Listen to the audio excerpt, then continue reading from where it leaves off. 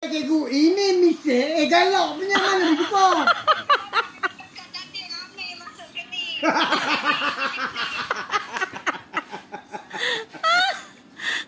Tak payah tukar. Cakap dia, ini misal. Amel, Amel cakap cikgu, ini misal cari makan. Ini misal cari makan. Ingat cikgu kisah. Ini tuna punya misal Amel cakap. Oh, habis lah, tak boleh.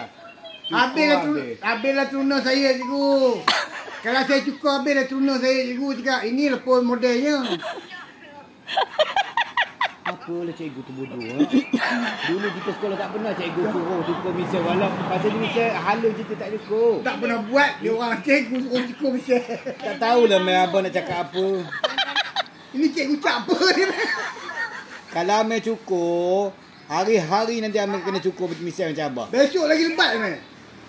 Dia kalau Amel, kalau Amel cukur, lusa dia tumbuh lagi banyak. Tak ada apanya cakap cikgu. Cikgu saya tak boleh cukur. Nanti kalau saya start cukur, dia akan tumbuh kasar punya misal.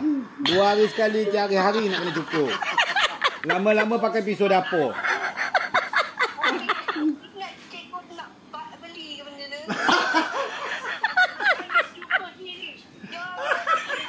Tak adanya cikgu tu nak cukur sendiri. Jamil besok, Jamil jumpa cikgu, Jamil telefon lah cikgu. Telefon lah abah. Dia tak boleh buat telefon pun. Boleh. Boleh Aduh, dah tahu. habis macam mana tu? Semua jangan ramai ke pergilah. budak yang kena? Ramai ke budak yang kena?